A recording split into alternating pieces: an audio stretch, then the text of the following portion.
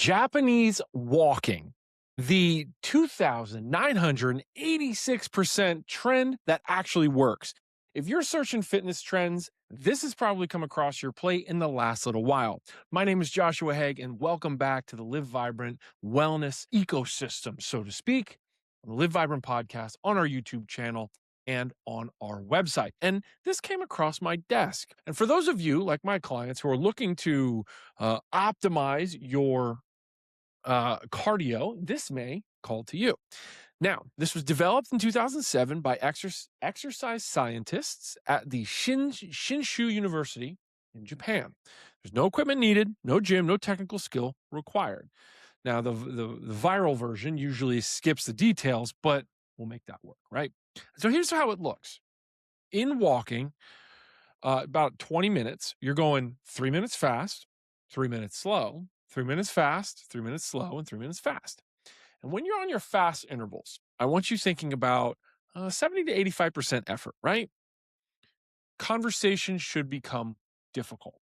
From there, when you slow down, your slow intervals should be very comfortable, genuinely easy. And the part the viral pieces skip, as I dove into some of the research, is any walking does not count. The alternating intensity is the big mechanism. You must push it and then really pull back, and then push it and really pull back. The goal here is 4 days a week, right? And so what we see after 20 years of data, 18 years of consistent research findings of this, and then the age ranges were about 35 to 65 years old, right? And so this study, these data, was compared against continuous moderate walking and no walking at all. There was great improvements to peak aerobic capacity, leg strength, and blood pressure. So that means basically your cardiovascular system is doing better, even though you're going fast and slow versus just moderate altogether.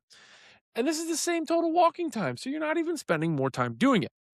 Now, I will say this is tested on middle-aged and older adults rather than athletes, because let's face it, the athletes have a higher capacity in terms of cardio. The walking might not get them there versus, for a distance runner. When we look at a little bit of the physiological reasons that this beats regular walking, we kind of break it down into three things. We see that it trains two energy systems in one session. The continuous walking is aerobic, and the fast intervals being anaerobic. And that's that VO2 max area. So you're getting a little bit of both, dibble dab. Second, low joint impact, right? And so when you're running and doing things like that, there's a real problem, like on your joints, knees, hips, ankles, lower back. But you're still getting the real cardio stimulus. So you're still getting all the benefits, right?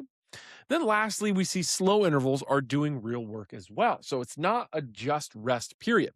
Your partial heart rate recovery lets you push to the next fast interval with genuine effort.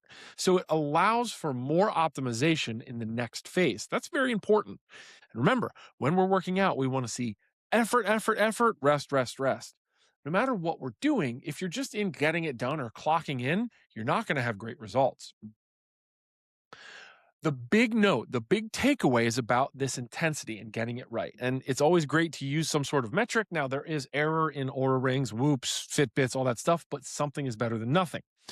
And when we think about our zone intensities, right, you can think for this drill, fast-paced and slow-paced. Fast being harder breath, short and choppy sentences. So you're breathing like this. And if you can easily chat, get going, work harder. The slow pace, your heart rate comes back down, you can have full conversations, and it is genuinely easy, not a push, right? That contrast mechanism is the secret sauce. One of the best ways that you can introduce fitness into your life is this mechanism. This is a form of HIIT and interval training by definition. And for the right person, especially as someone deconditioned, out of shape, maybe overweight, this could be a really great leg up, pun intended. I highly, highly recommend starting slow and starting in ranges that you feel you can work within.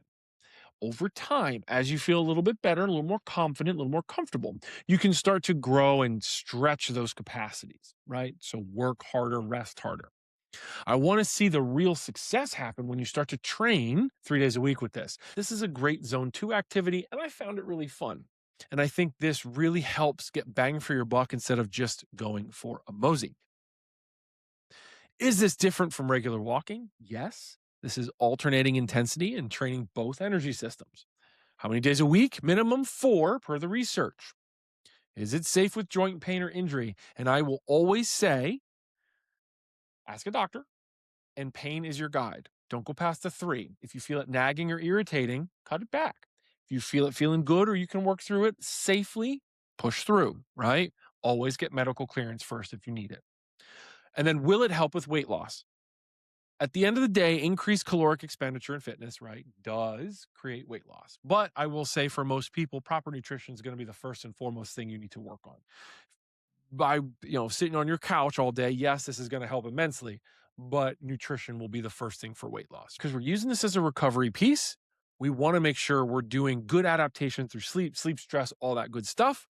And we want to make sure muscle repair is happening for those higher intensity days as well, especially weightlifting, right?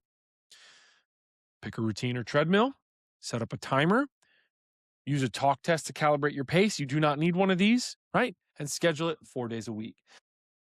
If this helped you, I would love to know more. Make sure you leave a comment or post about it, whether in school or on YouTube. And if you want to know more, check out our blogs, check out all these educations on Live Vibrant website.